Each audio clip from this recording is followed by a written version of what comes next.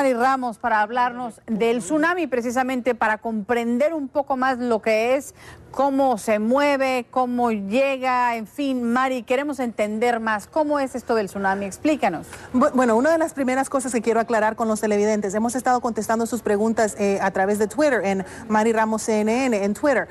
Me pueden hacer sus preguntas ahí, pero quiero aclarar varias cosas. Lo primero es que un tsunami no necesariamente tiene que ser olas gigantescas, pueden ser olas pequeñas, pueden ser olas de medio metro, pueden ser olas de solamente unos cuantos centímetros. Todas esas son catalogadas como tsunamis, son olas que previenen de un movimiento sísmico, y es precisamente lo que tenemos en este caso. Entre más grande sea el movimiento sísmico, más grandes tienden a ser las olas. Además, otra cosa bien importante es que los tsunamis no son necesariamente una sola ola, sino más bien una serie de olas que llegan en sucesión. Usualmente pueden ser solamente minutos entre una ola y la otra, o hasta horas entre una ola y la otra. Y todas esas cosas son bien importantes para todos ustedes que todavía están bajo esa alerta de tsunami. Entonces no necesariamente son olas muy grandes. No necesariamente tienen que ser olas muy grandes. Cuando estamos hablando de lo que se espera, y estas imágenes que estamos viendo aquí de Japón son verdaderamente impresionantes. Sí. Esto es de la zona que estaba más cerca del epicentro.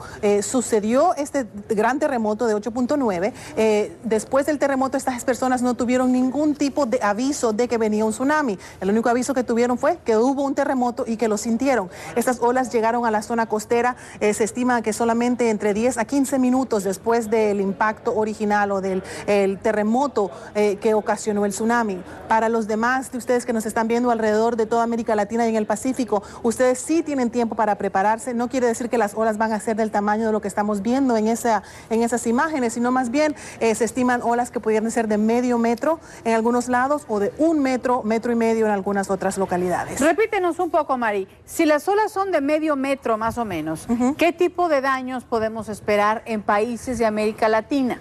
Bueno, eso es bien importante, porque cuando hablamos de que una ola puede ser de medio metro, es lo que se mide todavía cuando está en el agua. Cuando llega a la costa, eso puede traducirse en números mucho más altos. Medio metro puede convertirse en 1 metro rápidamente, y todo depende en cómo es la geografía de cada lugar, cómo sería, por ejemplo, también la geografía del fondo del mar en cada lugar. Les quería llamar la atención, por ejemplo, a los lugares donde se usa mucho el surfing, por ejemplo. Si usted vive en una zona donde el surfing es muy popular, ahí tienden a tener olas más grandes. Eso se debe a la manera de que está formada el fondo del mar en esa zona. Entre más empinada sea la costa, una vez que estás en el agua, entre más empinada sea la costa, más grande tienden a ser las olas, y en este caso el tsunami también sería más grande. Mari, ¿tú tienes algunas gráficas para ilustrarnos un poco más claro esta situación? Por ejemplo, los lugares donde hay más probabilidades de que lleguen estas olas peligrosas. Si veamos la primera gráfica, esto nos viene de la NOAA, aquí de Estados Unidos, y esto nos indica los lugares, las horas, el tiempo que pasa entre cada lugar. Entre más cerca están del epicentro, como pueden ver ahí donde está esta estrella, y pasamos a la próxima gráfica, más tiempo va a durar, y esas líneas grandes que ven ahí son intervalos de cada 3 horas. Pasemos a la próxima, avanzamos y ven ahí Centroamérica e incluso hasta el sur de Chile, 21 horas después de que ocurrió el terremoto. Pasemos a la próxima gráfica, y aquí vamos a ver la energía que ha sido liberada con este terremoto. Pueden ver ahí en la costa norte de Japón, donde la zona más roja, allí por supuesto donde la energía ha sido más intensa. Se supone que entre más cerca estás del epicentro, más grande van a ser las olas. Pero puedes ver que tenemos una línea en rojo, hay una mancha bien grande, y si nos acercamos, esa mancha grande se extiende a toda la zona central del Pacífico. Si avanzamos, vamos a acercarnos un poquito más. Toda esa energía se propaga a lo largo de todo el océano. Es como tirar una piedrita en un vaso de agua, que primero son olas pequeñas y después todo eso se rebalsa cuando llega a la costa. Precisamente es lo que estamos viendo aquí. Se puede avanzar un poquito más y van a ver otras zonas, por ejemplo, América Latina, ahí pueden ver Centroamérica. Fíjate bien, esto es bien importante, que como que baja la intensidad, se pone como amarillito, anaranjadito frente a la costa, y de repente cuando ya llega a la costa está bien roja.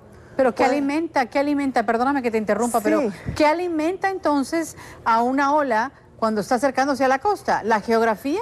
Sí, eso es bien importante, claro. Aquí vemos la zona más intensa, después se como que baja en intensidad un poquito, pero claro, cuando llega a la costa, aquí como a las Islas Galápagos, aquí como a la costa de Centroamérica, se pone más rojo y más intenso. Precisamente la geografía del mar, la geografía del fondo del mar es lo que dictamina eso.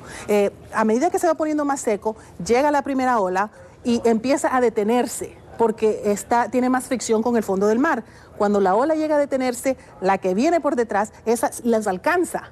Entonces se une una ola con otra ola, con otra ola, y como que no pueden pasar. Entonces se forma como en el tráfico, se forma como un pegue de olas ahí, y entonces no tiene hacia dónde avanzar y se va haciendo más alta, más alta, más alta. Y cuando llega a la costa a romper es cuando vemos eso que llamamos un tsunami. Las condiciones del clima, ¿qué tanto influyen en el debilitamiento o el que recobre fuerza un tsunami? Por ejemplo, en Japón, ¿las condiciones del clima allá van a influir en los efectos que tengamos en el tsunami ahora en esta parte del mundo?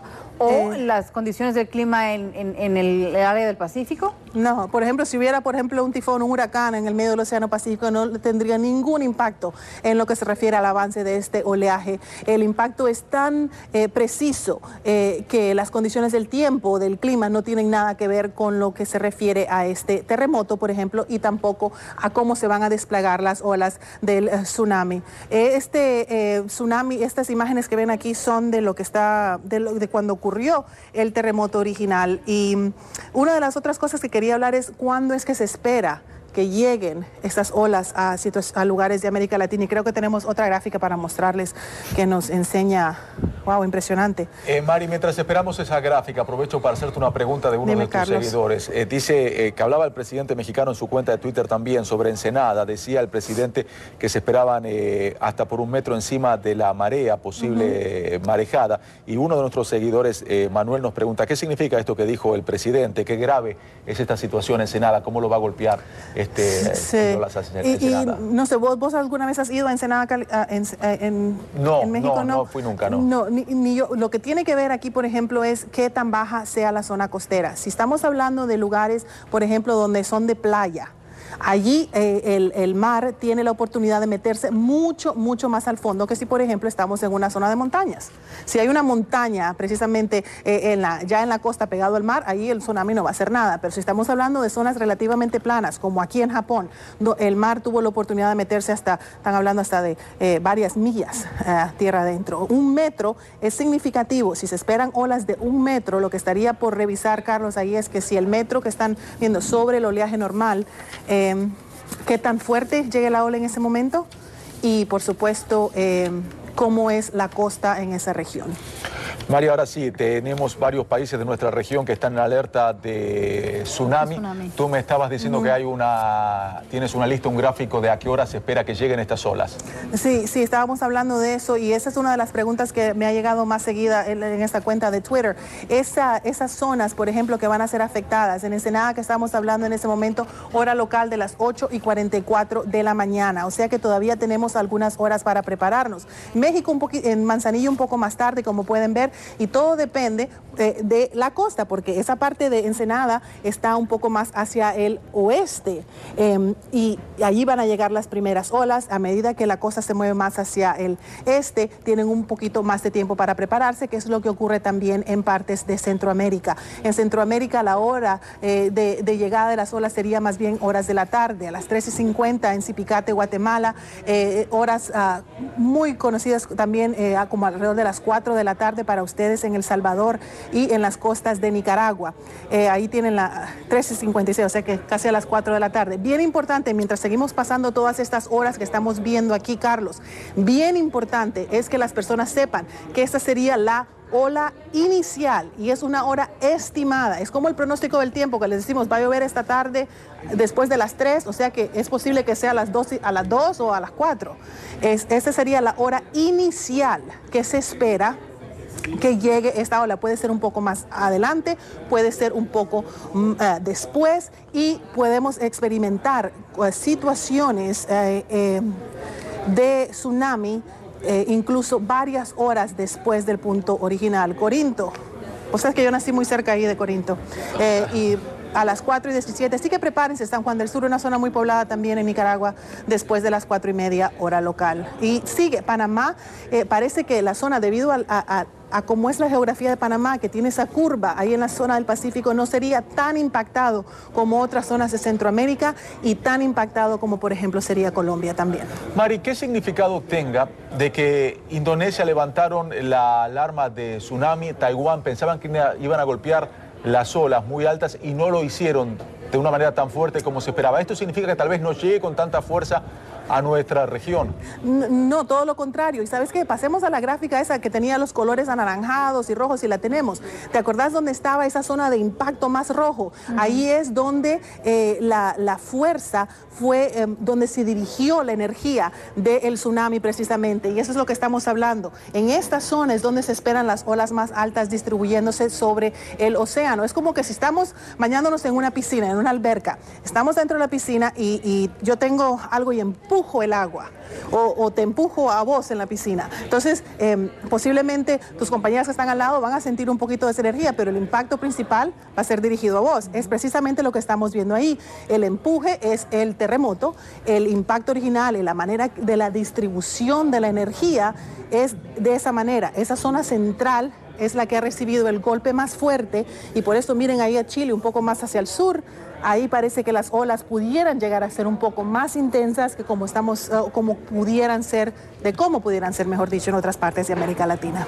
Gracias por ponerlo en un lenguaje tan simple, que se entiende de una manera, porque es complicado y mucha gente puede pensar, bueno, como no fue tan fuerte ahí, tampoco es tan fuerte acá, sí, pero totalmente lo opuesto. Y todo depende de efectos locales. Claro. Es muy importante que la gente sepa que si estás en una zona de playa, sos más vulnerable que si estás en una zona de montañas, por ejemplo, a la orilla del mar. Zonas bajas, más vulnerables. Si están en una bahía, por ejemplo, más vulnerables. Y si estás cerca de los ríos, muchas veces los tsunamis, cuando entran a los ríos, hacen que los ríos se rebalsen un poco más hacia adentro. O sea que las personas que estén cerca de los ríos también, aunque estén tierra adentro, tienen que preocuparse de lo que está pasando con ese tsunami y mantenerse en alerta. Les recomiendo Mari Ramos, CNN en Twitter, información al momento. Indudablemente estas preguntas que te están haciendo van a seguir llegando durante todo el transcurso del día. Mari, gracias, muy amable, te seguimos en